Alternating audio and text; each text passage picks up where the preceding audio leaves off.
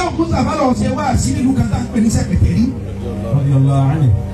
Ìtọ́jà mọ̀ bẹ́ẹ̀ sẹpẹtẹrí ìlú ńlá ẹ̀sìn ti gbalẹ̀ nísìnyí. Àwọn àfáà Ismail asu wọn bẹ́ẹ̀ àwọn àfi bẹ́ẹ̀ náà ẹ̀sìn gbogbo ilé ilé mú olóòsà ẹ̀kú ti pẹ̀ Islam dáadáa. Ṣùgbọ́n láyé ìjọba wa wí ó lè dẹ́ o. Sẹpẹtẹrí ìlú ọ̀dájú bíbí ìyá ro kàtí ọ̀fọ́ máa jẹ. Ó kì í gbé ẹni jẹ bẹ́ẹ̀. Sheik Mustapha lẹ́rù. Bùnú Málìkì asílẹ̀tọ̀ kéwú ọmọ Málìkì asílẹ̀tọ̀ Ànábì sallallahu alaihi wasallam. Sheik Mustapha ìfọlọ́pọ̀ àfáàní ọ́ àwọn àfáàní ò sí wá sí ìlú tá a pè ní sẹpẹtẹrí. Wọ́n wá pé lẹ́yìn ọlọ́run àfọ́ lọ́hùn gbogbo nǹkan ẹgbójúlé yọ ọ̀tọ̀ lọ́hùn nǹkan tẹ́ yìí fẹ̀yìn tiẹ̀ gbólóhùn la ilaha illallah téèyàn bá wí agbára la ilaha illallah dẹ̀ máa sọ kí ní ẹ̀dùn tún bá tẹ́. Ṣé o sì wá sílẹ̀? Ṣé o sì wá sílẹ̀? Ṣé o wá ní la ilaha illallah o yóò sọ gbogbo kí ní dòtí bá ìlú àwọn ológun? Mo fọ́ ọkọ̀ bẹ́ẹ̀ náà láti ló ti gbà sílámù òun bá jáde lẹ́gùn ni ọ̀rẹ́ mi ló bá jáde tọ́ ó ní àwọn àti ti wá sí tó wáyé pé la ilaha illallah lágbára lóòótọ́ eléwúrà ṣùgbọ́n ẹsẹ̀ wé ohun yóò tọ́ bá ṣe yín ní gbàmílẹ̀ bí o ṣé o ní ọya ó ní àwọn ní ẹ̀wọ̀n kan nínú ilé àwọn tí ẹnìkan ní débẹ̀ àwọn táwọn ní ẹ̀wọ̀n gan ẹ̀mú làwọn máa fi mú báwọn bá fẹ́ sọdún àwọn fi ẹ̀mú tí wọ́n fi mú ìlágbẹ̀dẹ òkèlè báyìí làwọn ẹbí bí kéèyàn fi sọ́fẹ̀ gbé wọ́n ní bọ́lá ni wọ́n bẹ fọwọ́ kan tí ènìyàn wọn yóò kù. ẹ̀yin náà sì ní la ilaha illallah téèyàn bá pè é sí nǹkan òkùnkùn téèyàn bá pè é sí nǹkan ìlà yóò bá tọ́lá rẹ̀. tẹ́lẹ̀ rí kiri yìí ṣe torí ohun táwọn ń sin ilé àwọn ọ̀dà lójú lòun fi ní bẹ́ẹ̀ bá wá kú wọ́n máa pè é eléégún kan lọ́pàá yín ẹ̀já jọ gbé ọlọ́run wá sí gbàrà wọn. Ṣé mo sábà ní lọ mú kíni wa lójú àgbo náà gbọ́ngàn. bó ti fa kíni àwọn ọgbà ẹgbẹ́ wọn mọ̀ án bó ti ń jọ kíni wọn gbogbo èèyàn bí làwọn ìtòrí kọ̀ọ̀kan òun gan tó gbé kọ̀ọ̀kan kàn. ní wọ́n sì ní ohun tí wọ́n ń pa fún ordinary chain. òun náà fi ní mú kíni àwọn ọ̀nà sọ́mẹ̀ níta pọ̀ gbogbo èèyàn yàtọ̀ bá dójú àgbo olóhùn ní. Ṣé mo sábà kàrí dáadáa lọ́lọ́? Ṣé o bá ní rárá? Kọ́ ọmọ bá a sọ pé èmi lájẹ sára kan àbí kìíní kan. Tàlẹ́ alẹ́ rí láàrin yín bí nínú ẹ̀yìn èrò tó nígbàgbọ́ nínú la ilaha illallah kó máa wí la ilaha illallah kó mú kí ní fún mi. Nínú àwọn èèyàn. Nínú àwọn èèyàn tó bá sí o pé tí n bá mú kó máa gbé wa ẹ̀ máa ń tó ti jẹ ẹ̀ máa ń tó ti.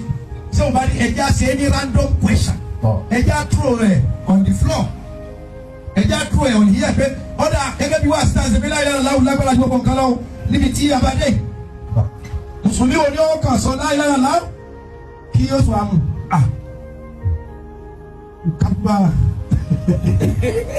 àwọn ẹ̀rọ kápá ìkànnì àwọn àlífà Abdul Wahab àlífà Yakub lọ́ba.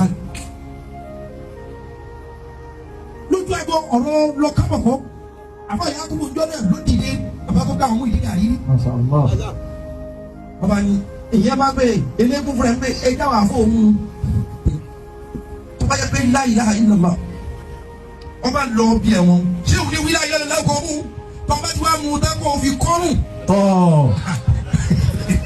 La ilaha illallah. Lẹ́ẹ̀kan náà bá àwọn bá ní la ilaha illallah Muhammadu Rasulullah sallallahu.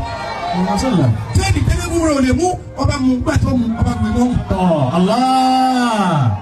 Ṣé o ní dúró báyìí náà ẹja máa ṣe wá sí lọ ká ṣe wá sí bí ọgbọ̀n ṣẹ́jú tí ọba ti kú káwá tẹ̀sẹ̀ bí ọ wípé ṣé la ilaha illallah àwùjọ kìíní lọ àbí ojú lọ.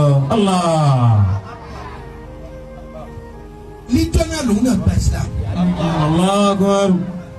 Anibadi ló mú mi ájúbọ̀ ọlọ́run. Adé Abúlábọ̀ ọkọ̀ márùn-ún fẹ́ẹ́ jẹ́. Bí ò sí tó lódùmarè abẹ́ ẹ̀dá ò lè ṣe ìbà olódùmarè ìgbẹ̀yìn tó lódùmarè kó lé ayé lọ àkọ́kọ́ ni pé kò yẹ kí àtúnṣe nǹkan tó bá jẹ́ onímímọ̀, kò yẹ kí àtúnṣe nǹkan kó máa mú èébú tàbí àbùkù dání. Gbogbo nǹkan tó bá ti nímọ̀ lórí ẹ̀ tó fẹ́ ṣe àtúnṣe lórí ẹ̀ kò yẹ kó máa mú èébú àbí àbùkù dání. So mo rọ gbogbo àwọn tá máa comment sábẹ́ post mi yìí, mi ò fẹ́ ká bú èébú. Àkọ́kọ́ Sheik Jamiu Àmì Olorun, tí ẹ̀yin náà bá wò dáadáa story òun bẹ́ ṣe sọ, ẹ máa rí pé láti bẹ̀rẹ̀ dópin irọ́ ló wà ń bẹ̀.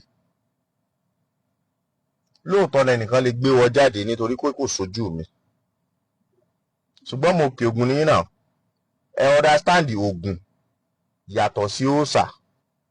Kódà bẹ́ẹ̀ yìí ṣe traditional, bẹ́ẹ̀ jẹ́ Muslim, tẹ́ bá ti jọ́ mọ òkè Ògùn ẹ máa mọ ohun tó ń jẹ́ ìwọ. Kí là ń fi wọ́ ṣe lókè Ògùn níwọ̀n bàgbà tẹ́yìn náà sì gbélé. Àkọ́kọ́ tí mo kọ́kọ́ fẹ́ correct yín ni pé kò sí ohun tí ń jẹ́ ilé kan wà nígbà wọn ṣẹ̀ṣẹ̀ ṣe ń ṣẹ̀pẹ̀tẹ̀ rí, nísìnyí wọn wá ṣẹ̀ṣẹ̀ ṣe mọ́, irọ́ ní jẹ́ bẹ́ẹ̀. Kò sí ilé tí wọ́n ti ń ṣẹ̀ṣẹ̀ ṣe ń ṣẹ̀pẹ̀tẹ̀ rí tí ṣẹ̀ṣẹ̀ wọn parun dò níyì. Even though ilé asú àbílẹ̀ olè mẹ́nuba wọn, kò sí ilé kan ní ṣẹ̀pẹ̀tẹ̀ rí tí wọ́n ti ń ṣẹ̀ṣẹ̀ ṣe tí ṣẹ̀ṣẹ̀ wọn wá parẹ́ tó jẹ́ pé Islam ló gbabẹ̀. Ilé wọn ẹ̀sìn wọn lé ní. Ẹlẹ́ẹ̀kejì, ẹni àfáà kan wà wọ́n lọ sí wáàsí nínú ṣẹ̀pẹ̀tẹ̀ rí, ẹnìkan wá jáde páwọn lóòṣà kan ń lé, ìgbà tí ó wá gbóòṣà jáde ó di ìwọ. Ẹ̀yin náà mọ̀ pé ìwọ òun ṣe òòṣà, ọgbọ́n àtinúdá àwọn bàbá wa ni, kò ń ṣe òòṣà. Kò síbi tí wọ́n ti ń bọ ìwọ o.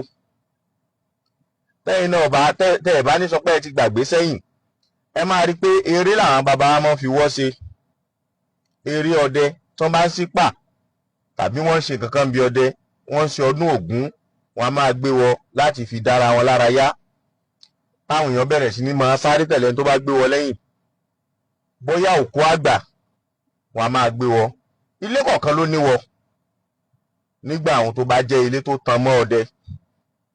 Ṣùgbọ́n gbogbo ilé tó níwọ yìí kì í ṣe òòṣà o, wọn ò ń dẹ̀ kí n bọ ìwọ. Tá bá ń sọ̀rọ̀ bá ìwọ, bóò ní ìwọ tẹ̀ sí máa ń ṣiṣẹ́. Ǹjẹ́ ẹ gbàgbọ́ pé ìwọ ń ṣiṣẹ́ jura wọn lọ ṣá? Ìwọ míì bẹ tó jẹ́ pé tẹ̀ ẹ̀ bá gbé sáré káàgùn òbò yín kò ní ṣiṣẹ́. Ìdí nù tó jẹ́ pé rí ọ̀pọ̀lọpọ̀ èèyàn tó bá gbé ìwọ yóò bọ́ bàtà kalẹ̀, yóò bẹ̀rẹ̀ sí ní sáré, àwọn èèyàn máa lé, wọ́n máa lé, tó bá rí pé èrè rẹ̀ ti pọ̀ jù wọ́n á fẹsẹ̀ kọ lẹ́sẹ̀ láti ṣubú. Ìwọ nǹkan àmúṣeré lásán ni, nǹkan ìdárayá làwọn bàbá wa ṣe fún. Ó dà gẹ́gẹ́ bí idán tí wọ́n máa ń pa nígbà wọn, tí wọ́n máa fi ń sawo láwùjọ pé táwọn bá jókòó kí táwọn máa dọ̀lù. Nísìnyí tẹ́ bá fẹ́ jókòó ẹ máa lọ play DJ, nígbà wọn kò sí ohun tó ń jẹ́ DJ. Àwọn nǹkan yìí làwọn bàbá wa ṣètò kalẹ̀ láti máa fi ṣe àríyá, láti máa fi dáhùn èèyàn lára yá, kò ń ṣe òòṣà. Kódà tá bá tẹ̀ tún wá fẹ́ máa sọ̀rọ̀, a máa sọ pé ìwọ póríṣiríṣi. Ìwọ ilé wà tó jẹ́ pé inú ilé wọn wọ́n ti ní. Ìwọ eégún wà, tẹ́ bá fura dáadáa ẹ máa rí pé àwọn eléégún kan bóyá máa rí social media, tẹ́ bá tẹ̀ tètè kúrò nílé tó jẹ́ pé wọ́n máa nara wọn lógun, wọ́n máa fúnra wọn lépo, wọ́n máa dìde sókè. So oúnjẹ wà tí wọ́n máa ń nà, ìwọ wà náà lẹ́yìn eégún. Àti kẹ́ní àti kejì àti tilé àti nǹkan àmúṣeré, nǹkan àmóde dùn làwọn bàbá wa fi ń ṣe, kò ń ṣe òòṣà tá à ń forí balẹ̀ fún. Ení ẹlẹ́ẹ̀kejì, èyíkéyìí òòṣà òun ṣe Ọlọ́run wa. Ọ̀pọ̀ ọgbà làwa ti ń sọ, èyíkéyìí òòṣà kò ń ṣe Olódùmarè wa, òjíṣẹ́ ni. Torí níbi gbólóhùn yẹn sọ pé wọ́n fẹ́ gbé Olódùmarè wọn sẹ́gbẹ̀ẹ́ Ọlọ́run tàwọn, kì í ṣe Ọlọ́run wa. Òòṣà yìí ṣe Ọlọ́run wa ká tó wá sọ pé Ògún. Nǹkan tí a ṣẹ̀dá tó pèsè fáwọn ìran Yorùbá gẹ́gẹ́ bí agbára, ara rẹ̀ ni wọ́n wà. Ògún ni bí ká máa sọ̀rọ̀ Ògún bọ́, Ògún àdá. Àwọn wọ̀nyí náà póríṣiríṣi. Àlùwò ń bẹ, ànàsáré ń bẹ, ṣubúṣiyé wà, ìwọ wà. So wọ́n póríṣiríṣi. Ọ̀pọ̀lọpọ̀ ọ̀rọ̀ àwọn ìtàn báyìí tí ò jọra wọn làwọn ẹlẹ́sìn Muslim ti fi tan àwọn tó jẹ́ bí ẹlẹ́sìn ìbílẹ̀ wọnú ẹ̀sìn Islam. Ṣùgbọ́n ojú ti ń là, àwọn èèyàn náà ti ní understand pé irọ́ ló pọ̀ nínú ọ̀pọ̀lọpọ̀ tàn wọn. Bó lẹ ṣe máa pe wọ́n lóòṣà ẹ lóòṣà tí wọ́n ń sìn ìdílé wọn, ilé wo wọ́n ti ń sìn, ṣe lè dáko ń tọ̀hún, ẹ má fọkọ̀ bò láṣìírí àṣírí bí báwo. Ilé wo wọ́n ti ń sin ìwọ, kò sí ilé ọ̀hún tí wọ́n ti ń sin ìwọ. Fún àtúnṣe ọ̀rọ̀ tẹ́ sọ, mo ṣe ẹ̀là ìbọrú ẹ̀là ìbọyì ẹ̀là ìbọ ṣíṣe.